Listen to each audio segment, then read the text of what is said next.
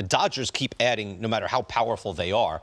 Do the Yankees need to add and get better? I think losing their setup man and this rotation, when you look at their playoff rotation, it's questionable. It's beatable. I think a Montas or a Castillo is a must if you want to look at the Yankees and really think they're going to power their way through the playoffs. Their frontline starters, with Severino being hurt in the lat strain, scares me, BK. I've had some history with that injury. I'm not so sure that he's going to come back and be a factor in the playoffs if he even is there. I hope that's the case. But again, I think the Yankees need some help. We're looking at Frankie Montas right there. By the way, 105 strikeouts, 25 walks. Good swing and miss guy. Tell me about his game and what appeals to you.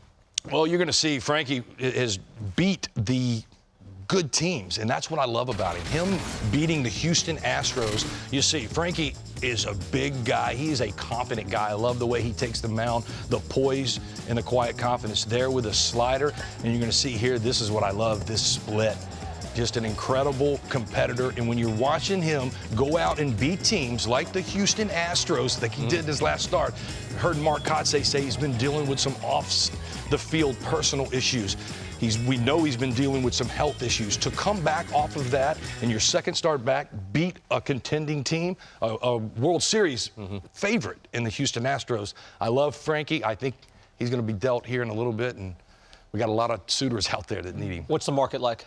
It's going to be strong for the sellers. The sellers are going to do well. Castillo particularly well. I mean, the last 4 starts for Castillo is a 1 ERA. So I think he's just a little bit ahead in front. Montas would be number 2.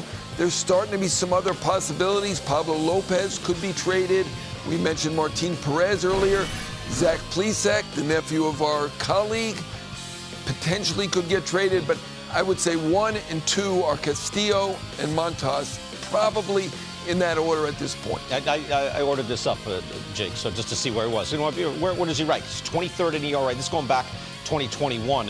Opponent's OPS is 28th. Fielding independent pitching, because he does strike a lot of guys out, is 19th. It goes up. RA9 WAR, that figures in the innings pitched and the run prevention, 28th. So we're talking roughly a top 25, top 30 pitcher in the game. I just believe that when you're trading, you're trading for a guy who's going to make a difference and going to certainly be in your postseason roster. Frankie is one of those guys. Castillo, I'm with you, John. I give him a little bit of an edge, health, and what he's doing right now. But Frankie Montas is making a difference in somebody's rotation.